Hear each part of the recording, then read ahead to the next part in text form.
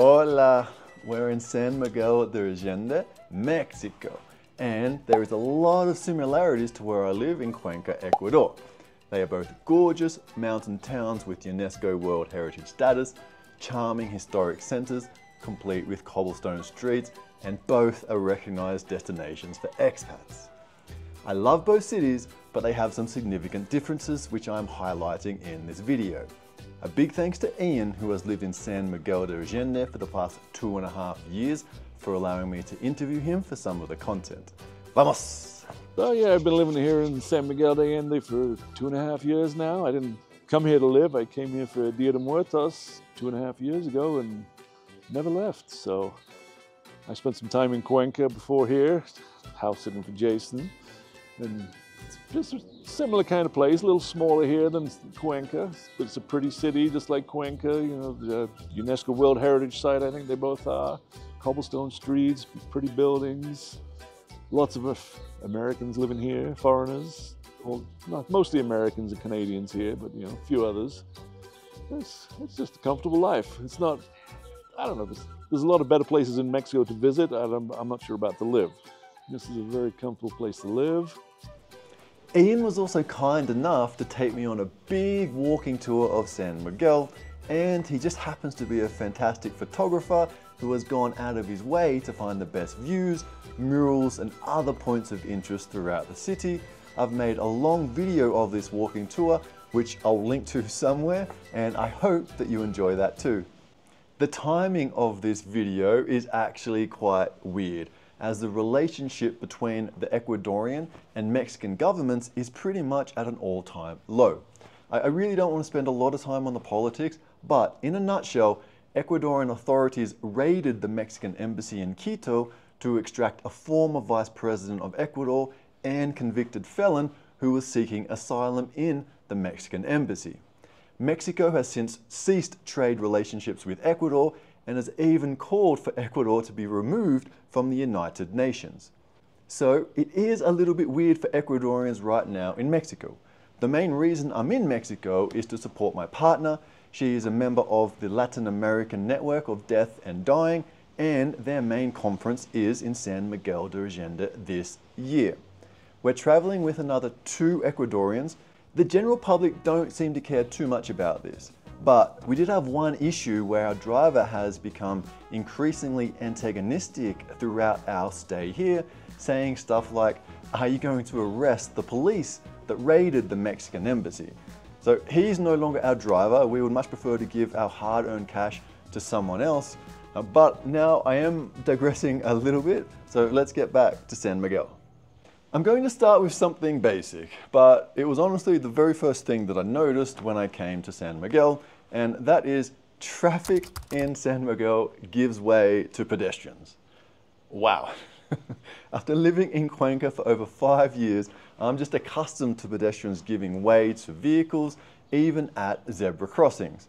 It actually took me a few days here just to untrain myself and walk confidently in front of cars. And no, not just at crossings or in El Centro, but it's basically all over town. Now I'm told this is just a San Miguel thing, and I am absolutely not going to be pushing my luck in Mexico City. Even so, this was a very welcome surprise for me. To me, this is part of a bigger trend here where it appears that tourism and expat money plays a much more significant role in the economy of San Miguel than Cuenca. Cuenca is also much bigger than San Miguel, I think like basically double the size, and it just seems to have a much more diverse economy, not as reliant on tourism. Moving on to one of the most talked about topics, the cost of living. Cuenca has clear advantages here in terms of buying and renting property, food and medical care, and actually I think across most key metrics. One notable exception would be for things like electronics or other items sourced from Amazon or other US locations. The Mexican peso has also gotten a lot stronger in recent years, at least compared to the US dollar, which, if you're coming from the US, this does further decrease your purchasing power. Yeah, I mean, well, inflation, just like the rest of the world, has affected things here, but the strength of the peso. When I first arrived here, 2.5 years ago, it was 21 pesos to the dollar. Now it's close to 16. So 25% difference almost.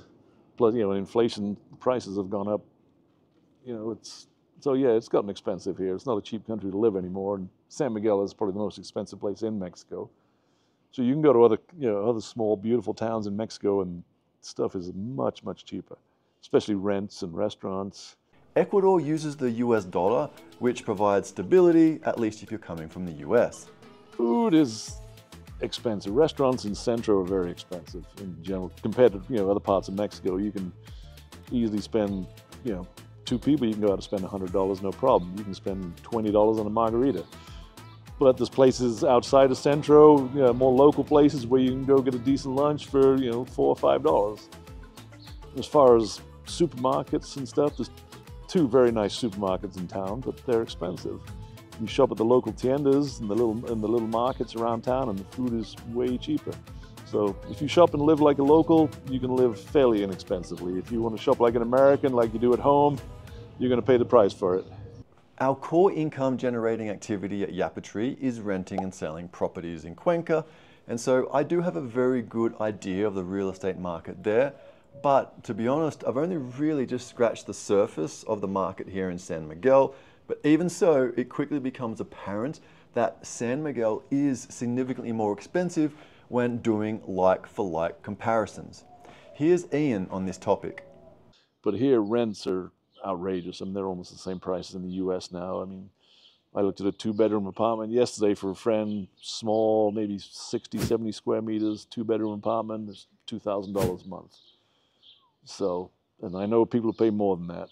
I know people pay a lot less than that too, but...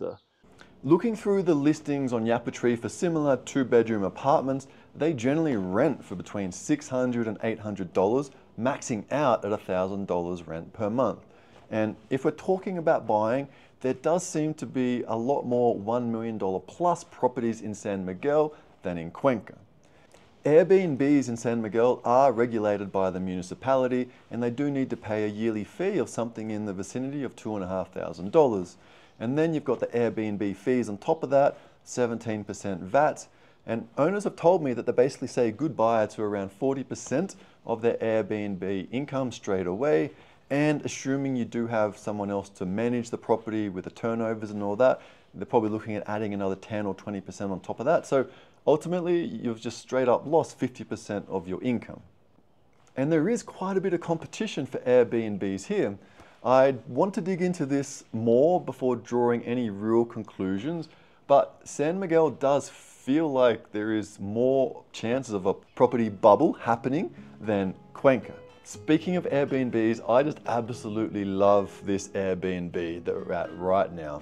I am recording from this location and it is absolutely lovely. I do wish we had a little bit more time here, but let's have a little bit of a tour of this place. I just think it's perfect. The architecture, the earthy colors, the flow, the staircase in particular, everything for me just really, really works. So I think they've done an incredible job in this particular house. And this is far from an anomaly. A lot of beautiful houses do exist here, especially when you start talking about the higher end of the market.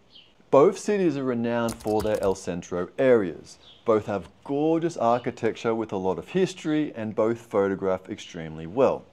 Now, I'm probably going to get a little bit of heat for this, but I do think that the main difference between the two is authenticity. As pretty as San Miguel Old Town is, it just seems very out of reach for the average Mexican.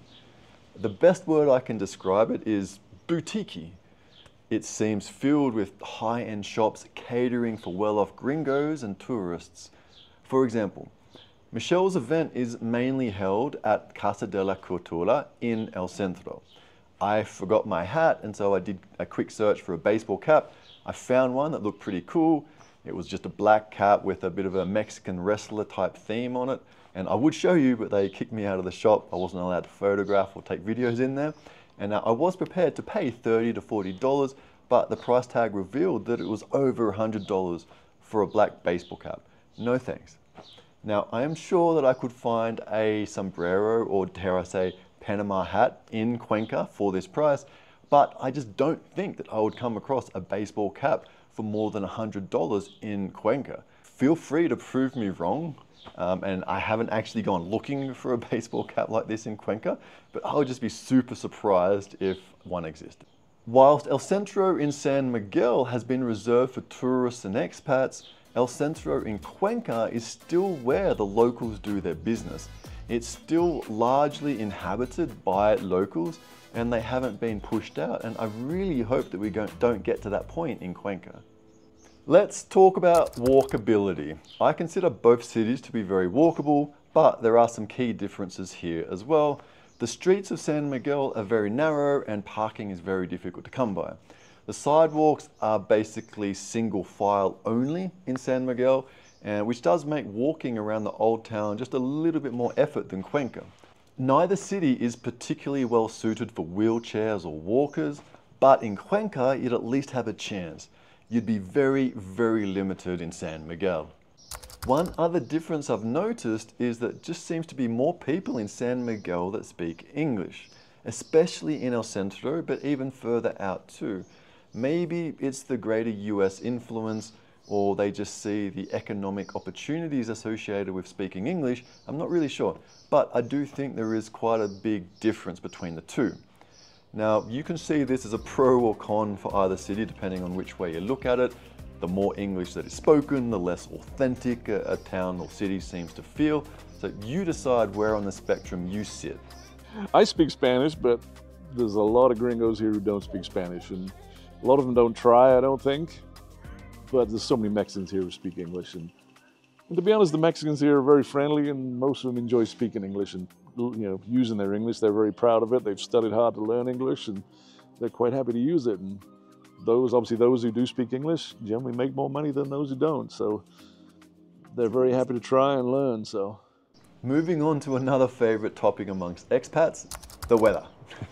I think this comparison graph does a pretty good story, but my main takeaway here is that San Miguel does have a greater temperature range, with yearly lows of 41 degrees Fahrenheit and highs of around 85 degrees, whereas Cuenca has a much tighter range between 44 and 63 degrees. Cuenca's weather is just more consistent, but perhaps you like the heat like I do and prefer to have the seasons that come with living in San Miguel. But I do like the fact that AC in Cuenca is generally not needed, and many of us just don't have any sort of heating elements in our homes either. It's just a good livable temperature all year round. We are here in San Miguel during April, which is the start of the 3-month period where AC tends to be used. I will say that even though it's hot, it is not the humid type of heat that you may get at the coast, and I personally find it really quite lovely, even without a baseball cap. Here's Ian on the weather in San Miguel. I mean, San Miguel is known for its good climate. This time of year, April and May are the hottest months of the year where it does get hot. It's 32, 35 degrees every day. But in general, the houses stay fairly cool. They're big stone houses, so they stay fairly cool. In the wintertime, it's very different here. The houses stay cold. So in the wintertime, like in Australia or England, you go home to warm up. Here, you go outside to warm up. It's always sunny here. So during in the wintertime, it's probably 20 degrees Celsius every day. But at night, it can get down to 0. So the houses can be cold. So you go outside to warm up. Let's touch on safety. I consider them both safe cities for expats. San Miguel in particular seems to be very reliant on ensuring a steady supply of expats and tourists come into town, and they do a very good job of keeping it safe. Similarly, Cuenca is widely regarded as one of the safest cities in Ecuador and is so far largely untouched from the narco violence that has become a considerable issue amongst some of the coastal areas. It is really hard for me to separate the two when it comes to the topic of safety. San Miguel, I would say, is a very safe city. Most, obviously, especially in America or the United States, a lot of people are scared to come to Mexico. There's a lot of news and stuff about violence and kidnappings, and that doesn't happen in San Miguel. I mean, it does in a little bit. It's kept very quiet, but it doesn't involve tourists or foreigners usually. Mostly it's gang related, and you really don't, it's never going to affect your life here. So most people feel very safe here, and especially if you come from a city like Chicago or LA or wherever. People feel very safe here. You can walk the streets at night and yeah, no problem. Now we get to my favorite, but perhaps the most subjective topic, food. Whilst many have given me a lot of credit for supporting my partner on this trip, the reality is that I took zero convincing to tag along. And a big reason for this was the food. I've always loved Mexican food, but this is my first trip to Mexico to experience it in all its glory. Ian gives a very good summary of the food in Miguel. Here he is again. Wow, San Miguel's got everything. I mean, obviously most people come in for Mexican food, but in Centro you got every kind of thing you can imagine. A lot of the restaurants in Centro are very upscale these days, and I think, for me personally, I think the food's made more for Instagram than for eating. But if you get a little bit outside of Centro, the Mexican food's great. You can eat very inexpensively. You go to the markets. We have a big Tuesday market here, which is the size of like 6 football fields. And the food there is incredible, and you can eat a great lunch for, $4 or $5. But in Centro, a lot of it's about rooftop dining. Everybody loves their rooftops here. You go sit there, watch the sunset, all the lights of the city come on, have your fancy, expensive cocktail, and your expensive dinner. But the food is good, and you've got a lot of variety.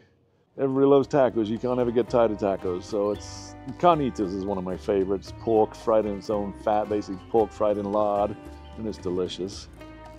But yeah, my neighbors down the street sell tacos at night. It's the most rustic, simplest setup you'll ever see, but I can stop there and eat on the way home for $2 or $3, and it's great. My experience does reflect Ian's. There is a lot of variety in El Centro, but it does seem to cater mostly towards the higher end of town. My most rewarding experiences have been the smaller places geared more towards locals, especially if we are taking value into account. I find the food in Cuenca to be great. It's a growing culinary destination amongst foodies, and you can still find great value almuerzo lunches for $2 or $3. And it is quite rare that I'd spend more than $10 for a lunch in Cuenca, whereas in San Miguel, I've found myself paying double that for many of my lunches. So Cuenca gets the nod from me for value, but the jury is still out on whether I would consider Cuenca to be better than San Miguel or vice versa overall when it comes to food. Obviously, if you love Mexican food, this is going to be your winner. I was surprised by some of the food options available in San Miguel. For example, I did come across a New Orleans oyster bar. How weird. Speaking of food, it's coming up to taco o'clock, so I should really wrap it up here. I will leave you with the rest of my interview with Ian, and thanks again, Ian. Do be sure to hit him up if you need any sort of private photo shoot whilst you're in San Miguel de Allende, and just be sure to book well in advance, particularly for key holidays like Day of the Dead, as he is genuinely a great photographer and he does book up quickly. I hope you got some value from this video. I realize that we haven't got to some of the key topics like healthcare, public transport, schools or shopping, but if you're seriously considering either of these two cities as a place to live, you really do owe it to yourself to come out and check them in person and explore the topics that matter to you most in detail. If you do decide to visit Cuenca, be sure to check out our extensive range of guides on all sorts of topics at YapaTree.com, and you're welcome to reach out to me as well for any of your renting or buying needs in Cuenca. My email, jason@yapatree.com. Ciao, ciao. Here, well, I got started out as I was dog sitting. I got a beautiful dog that I take care of, and we'd go out for our early morning walks, and I would just take pictures of her around the city, sitting in front of the church or sitting in front of a beautiful old door. And I got pretty well known on Facebook for doing that, and people started asking me to do photo shoots, and so I do photo shoots with tourists around town, some real estate photography, but most of the time I enjoy going out, sunrise, sunset, early in the morning, when the streets are empty, and just having the whole city to myself and taking pictures of this beautiful city. This is Colonia Guadalupe. It's a cool old neighborhood. It's still very Mexican. I mean, there's definitely plenty of expats living here, but it's just far enough outside the center to be quiet. Lots of beautiful street art around here, which is, it's very famous for that. It's got its own little downtown area, which is, basically one block, but lots of little coffee shops and cafes, and you know, that kind of stuff. It's got its own little supermarket. It's just a nice neighborhood to live in. I don't live here, but it's nice. I mean, I've been to the doctor a few times, but you can go very inexpensively here. You can go to a pharmacy, and they usually have a little doctor's office attached, and for $3 you can just go visit the doctor. And just for basic care, but there's world-class hospitals too, but they're a hell of a lot cheaper than the United States or wherever else. Fortunately, I haven't been to any of them, but for a general doctor's visit, you can go for $3, $10, so it's not expensive. There's so many that most people have never heard of. I mean, I go to one place in Puebla State called Quetzalan, and it's a beautiful little town. I rarely ever meet another tourist there. The hiking and the nature's beautiful, and I can stay in a decent hotel. I mean, simple but decent hotel for $20 a night. You can go out and eat a great meal for $4 or $5. But yeah, you can do that in San Miguel, but you got to look a lot harder for it. Oh, sometimes I wonder. I get up early in the morning. I walk the dog. Go out. We usually go out early in the morning, 6:30 in the morning, before sunrise. Take photos, walk the dog. I stop on my way home, buy bread from the neighbors, have breakfast. So, yeah, it depends on the time of year. This time of year it's hot during the day, so you can get pretty lazy during the day. In the winter it's a lot cooler out. You can go out, wander around town, go hiking, stuff like that. In the evenings, similar thing. Walk the dog, have dinner, watch the sunset. Well, most people follow me on Facebook, Ian Gough, Gough. That's how most people find me. I've got a website, iangoughphotography.com, and Instagram, the same thing, Ian Gough Photography. And what sort of stuff do you offer? Do you offer any personalized services here? Yeah, I do a lot of photo shoots around town for tourists or people who've got friends visiting. We go out early in the morning usually, or at sunset, and we walk. Basically, it's kind of like a tour as well. You get to see some of the parts of San Miguel that you wouldn't get to know about. And we do some beautiful pictures in the streets. And I also do like real estate photography as well. So a little bit of everything, just enough to keep me busy and not keep me from getting bored. Awesome, man. I really appreciate your time today. No. Thanks for joining us. All right, no problem.